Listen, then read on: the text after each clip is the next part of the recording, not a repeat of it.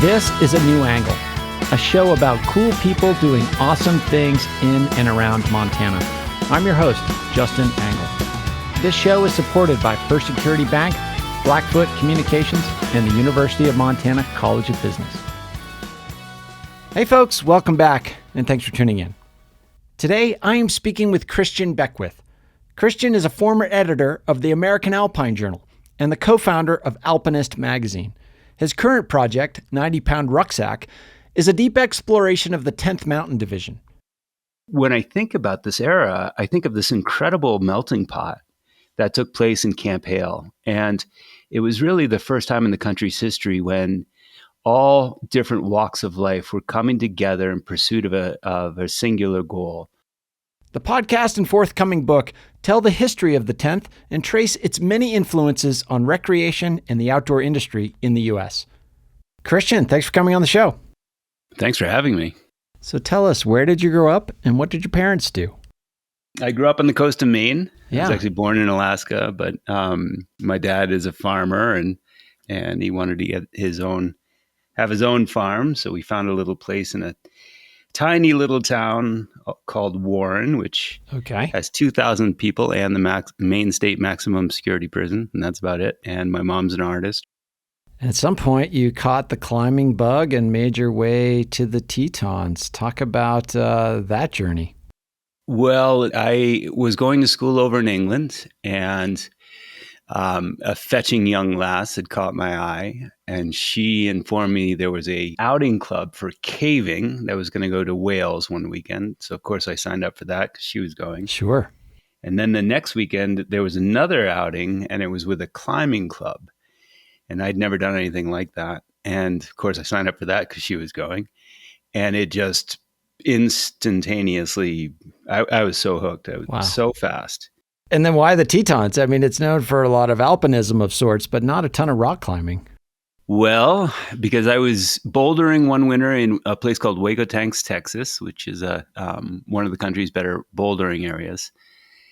Every evening we'd all be in Pete's Quonset hut, and the floor was scattered with magazines. And I picked up a Rock and Ice magazine, and it had an article by Paul Gagne, and it was called Alpine Rock Climbing. And that word alpine just sounded so mysterious and magical. And I devoured it. And I think I found it was a 2-part series. And I just had to know what that word meant. And I ended up hitchhiking up to Steamboat Springs, and a friend he was vacating an apartment there. And I moved in, but I still couldn't get that word alpine out of my head. And so when another friend was coming through headed for Alaska, I caught a ride with him up to Vernal, Utah, and then stuck my thumb out and hitched up to Jackson. And it was surreal. The closer I got, the more I had this overwhelming sense of coming home. And it was a wet and foggy spring day. You really couldn't see anything, but I just felt this, I've been thinking about it ever since. I have no idea what I felt, but it was just so powerful. And I basically haven't left since. And at what stage are you starting to develop your writing and your work as a journalist? I got to the Tetons, and here's this amazing place with amazing climbing and amazing people. And yet there was no organizational structure. So I recognized fairly early on that if I went into the Tetons knowing what I knew, which was nothing, that I would die. So I started putting together something called the Wayward Mountaineers. Okay. And it had 4 objectives, one of which was just to keep me from dying by crowdsourcing the collective wisdom of a lot of the guides and the kind of veterans of the community. Sure. But then we also had a speaker series, and I don't even know how I pulled all this off, but I got like Yvon Chouinard to talk, and Paul Petzold, and Royal Robbins. And then we had it was pre-everything. So we had a physical book into which you could enter your name and your address and what you like to climb. And people could find climbing partners that way because it was hard to find climbing partners. And then the last thing we did was it was a magazine called the Mountain Yodel, and I named it after Bill Briggs, who was the first person to ski the Grand Teton. Mm-hmm. And he used to yodel. He actually still yodels every Sunday night at the Stagecoach Bar. And I just wanted a way to capture the climbing, the writing and the art and the photography of the climbers from this area. You're in the middle of this giant project, 90-pound rucksack. Not only is it an extensive history of the 10th Mountain Division, but it's also an exploration of the, as you frame it, the dawn of outdoor recreation in America. Before we get into the project itself, just talk about outdoor recreation in the U.S. prior to World War II. Like, what was happening? Who was getting out? What were they doing? In terms of climbing, there was nothing going on. In terms of skiing, the numbers are really hard to pin down, but they were somewhere between 1 and I've seen as many as 3 million people skiing in the country before the war, which is kind of a remarkable number. But it had all taken place in the preceding five or 6 years. And so this was a function of the Great Depression, when railroad companies were tottering on the edge of bankruptcy, and realized that one thing they could do to help stave it off is create trains out of Boston that brought people up to New Hampshire to try this newfangled thing called skiing. Mm-hmm. And so that caught on and kind of swept the continent. And that was a huge conveyor belt of people into mountain areas to ski for the first time. And then really the big thing that did it was the advent of the chairlift and the rope tows, because suddenly you didn't have to walk up to get your turns. Sure. And so the combination of those three things really opened up the floodgates. And, this is during the Depression.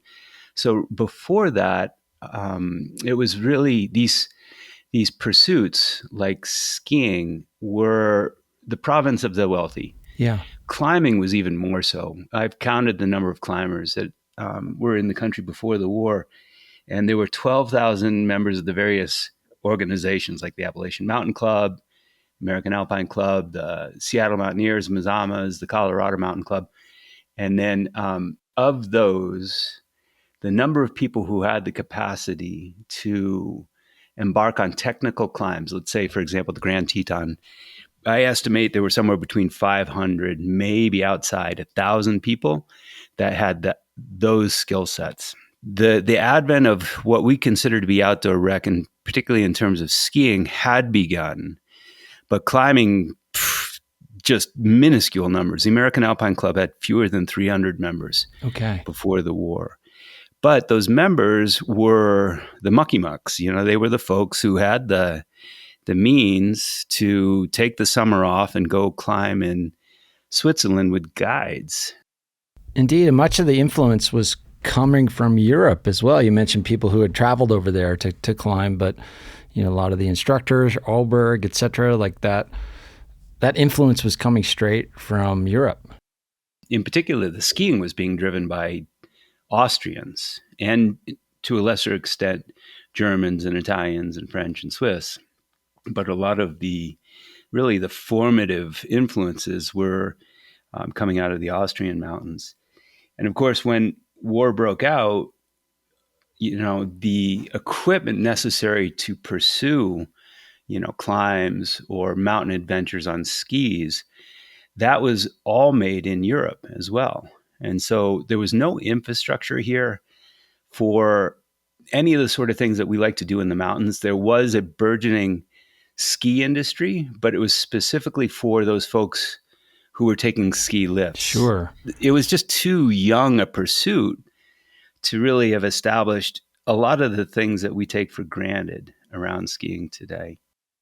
And so warfare in the mountains is becoming really important in Europe as World War II is starting to develop. And the United States realizes that maybe there's a need for a mountain infantry. We've got a burgeoning industry in the United States with no infrastructure, and then all of a sudden a need for a highly skilled fighting force to not only be able to move in the mountains, but do combat in the mountains. Talk about why a 10th Mountain Division was needed, and maybe summarize how it came to be. The European appreciation for mountain warfare was robust because World War I had really introduced them to the perils and challenges of mountain warfare. And in particular, it was a battle between the Italians and the Austro-Hungarians in what are now the Dolomites and the Julian Alps. And in those battles, the numbers are horrendous. 200,000 men died of mountaineering accidents alone. Wow. 60,000 people died of avalanches in the Dolomites over the course of 3 winters. That's before getting into all the frostbite and the trench foot, and it's nightmarish. And so they had a very, very keen appreciation of the importance of training for mountain warfare and cold weather warfare. And the U.S. did not. Our doctrine, we didn't have any mountain warfare doctrine. Our manuals on clothing and equipment had been updated in 1914. I mean, there was nothing. Yeah. And this whole idea of mountain warfare was not a common, how would you say this?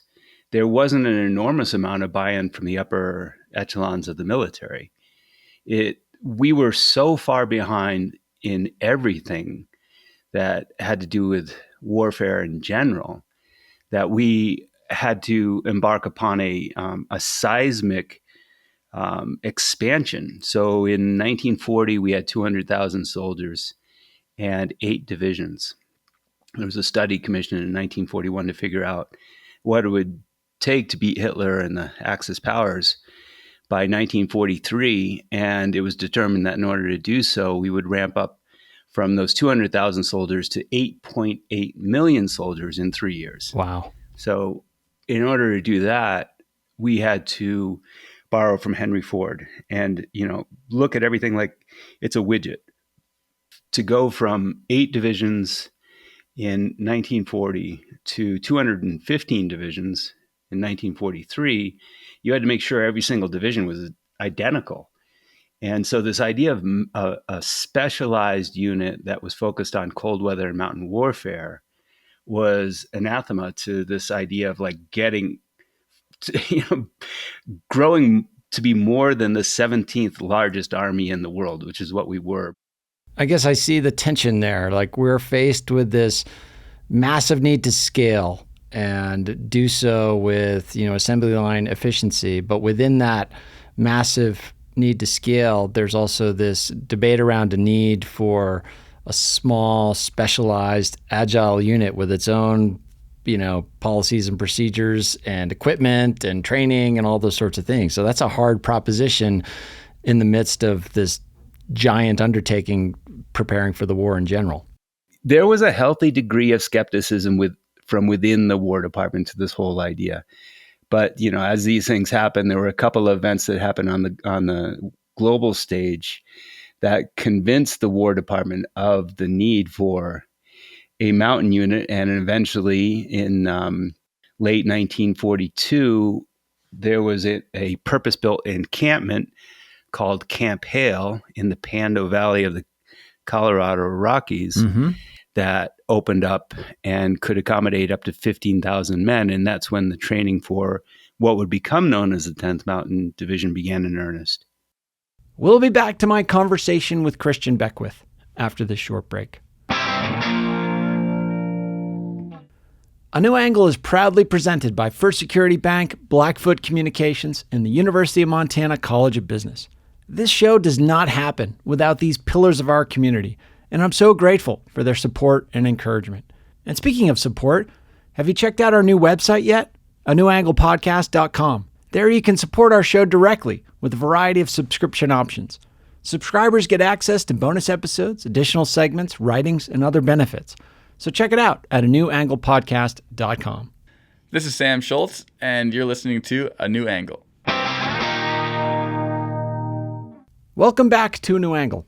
I'm speaking with Christian Beckwith about the legendary 10th Mountain Division.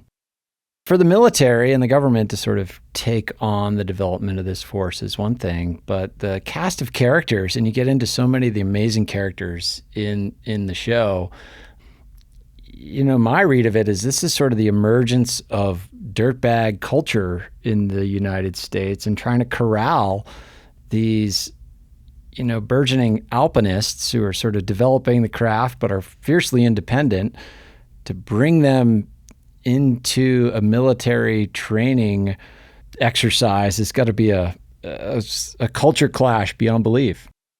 There were the culture clashes between sort of, I don't know if you could call them the haves and the have-nots. Right. It's not to say that people who weren't of means weren't climbing, because there were a few, but they were outliers. They weren't the ones going over to Europe for a summer of climbing. And so when you're looking at the 10th Mountain Division, the American Alpine Club and the National Ski Patrol System were responsible for recruiting and vetting candidates for this new unit. And the National Ski Patrol System actually had a contract with the Army to do so. And this was the first time that civilian organizations were ever contracted by the Army to assist with the development of a unit. It's never happened before, never happened since. And because skiing was just beginning to blow up, they started looking where most of those skiers were coming out of, which were the ski clubs for the various colleges and universities, like Dartmouth College, for example. I think at the end, it was over 30,000 people that came into the division, and they came from everywhere. And so it wasn't just college-educated skiers and climbers that were coming into the unit. It was mule skinners. Because of this need to ramp up so quickly, the net that was cast was bringing in a real wide array of characters. And they included woodsmen and, tough farm boys who just liked to be outside and could be outside in all conditions and not only suffer through it, but actually flourish. And so when I think about this era, I think of this incredible melting pot that took place in Camp Hale. And it was really the first time in the country's history when all different walks of life were coming together in pursuit of a singular goal. And they were all learning how to climb during the summers, and they were all learning how to ski and or snowshoe. Those who didn't like the mountains, it was, they called it Camp Hell. I mean, yeah, I believe it. Yeah.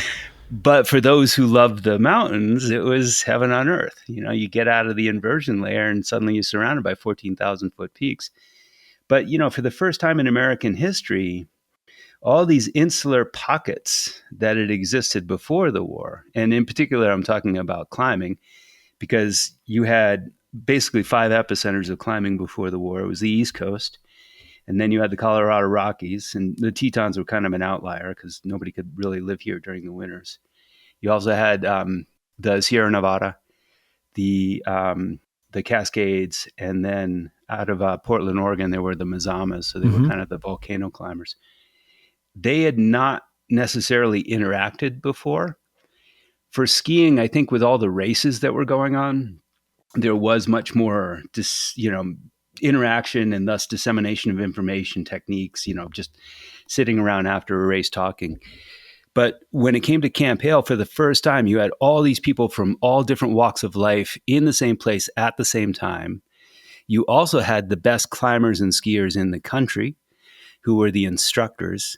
And then you had the diaspora out of Europe, precipitated by the rise of Hitler and the Third Reich. And so a lot of folks, particularly of Jewish background, got out of Europe while the getting was good, if they could. And a lot of those folks were first-class climbers and skiers. And so when they emigrated to the U.S., they had a personal stake in defeating Hitler and the Nazis. And they went into the Mountain Division too. And they were some of the best skiers and climbers on the face of the earth. And so for the first time, all these people were in the same place at the same time. And it not only accelerated the institutional knowledge of the American mountaineering community, but it created this incredible cadre of, it's sort of the foundation of outdoor recreation in America after the war.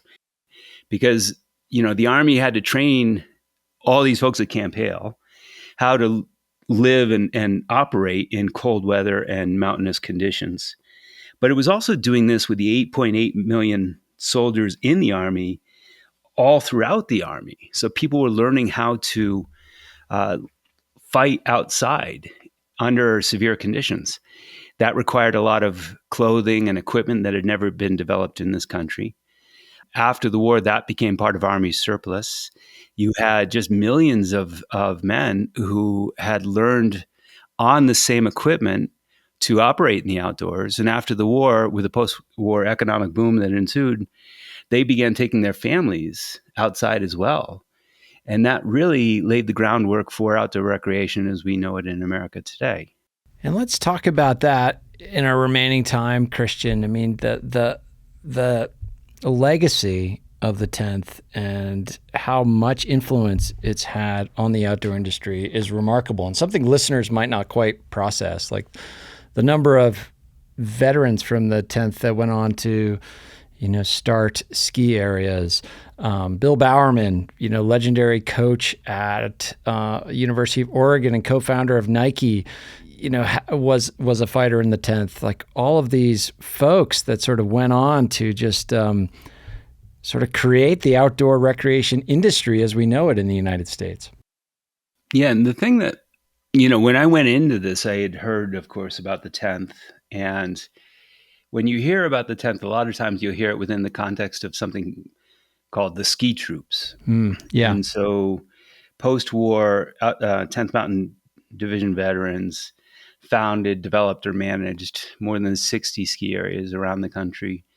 They developed more than 60 ski schools around the country. There were more than 2,000 10th Mountain Division veterans who became ski instructors after the war. But what I've been realizing, there's a ski bias to all of this. Okay. There are a couple of reports that tried to capture the 10th Mountain Division veterans in the outdoor industry after the war, and they almost exclusively look at them from the perspective of skiing.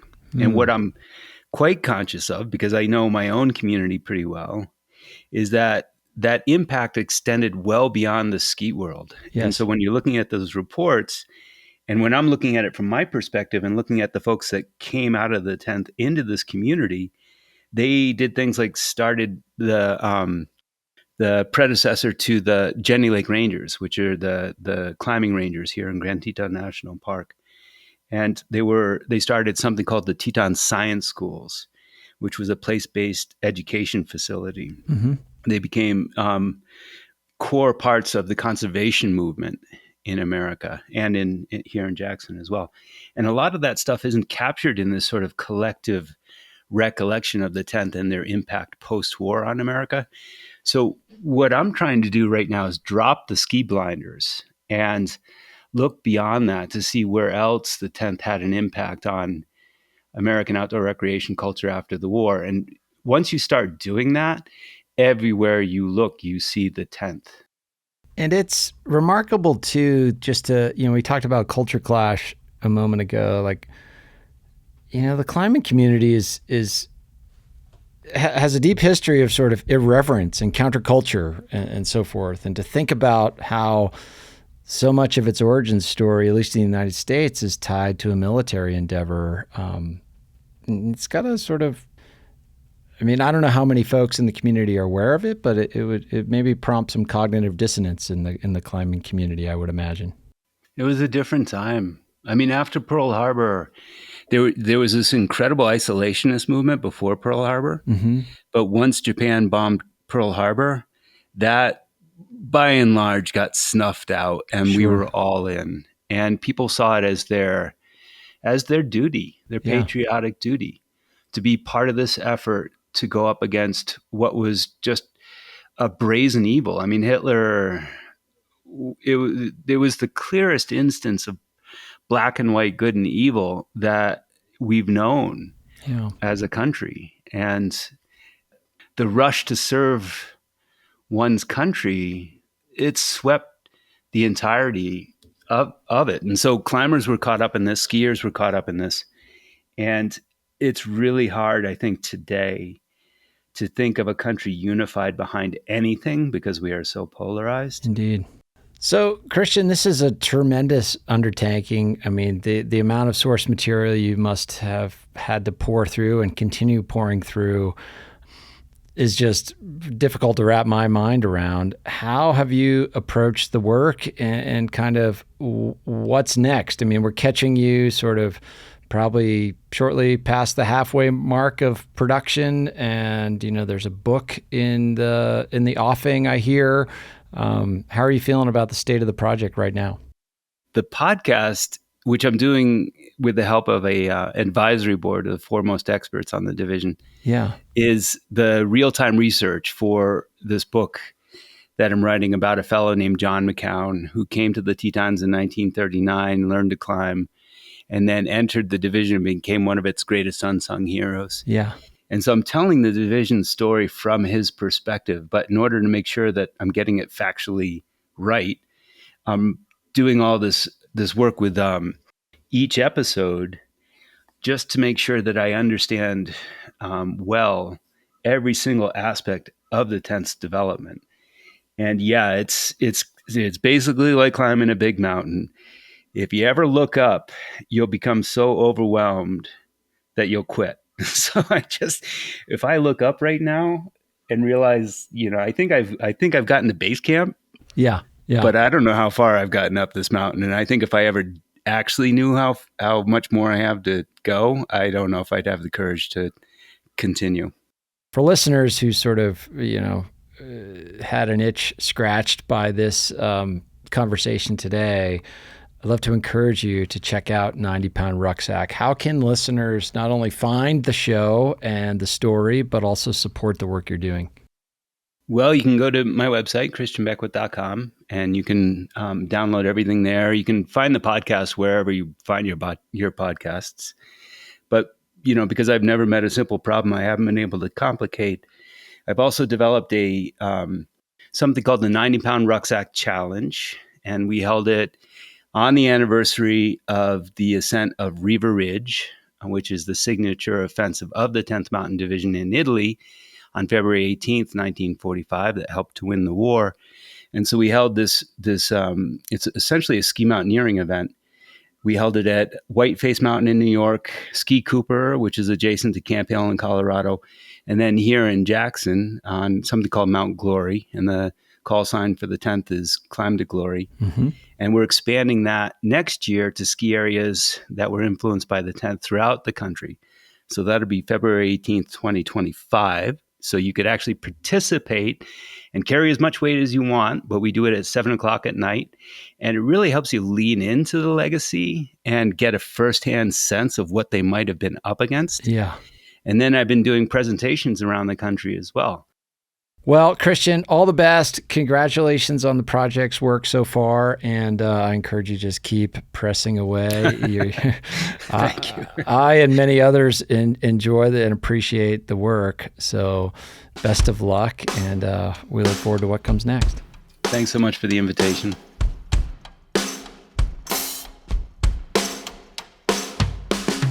Thanks for listening to A New Angle. If you like what we do and want to support us directly, please consider a subscription at anewanglepodcast.com. A New Angle is recorded at Studio 49, a generous gift from UM alums Michelle and Lauren Hansen. Our presenting sponsors are First Security Bank, Blackfoot Communications, and the University of Montana College of Business. Keely Larson is our producer. Maddie Jordan is our production assistant. VTO, Jeff Ament, and John Wicks made our music. And Jeff Meese is our master of all things sound. Thanks a lot, and see you next time.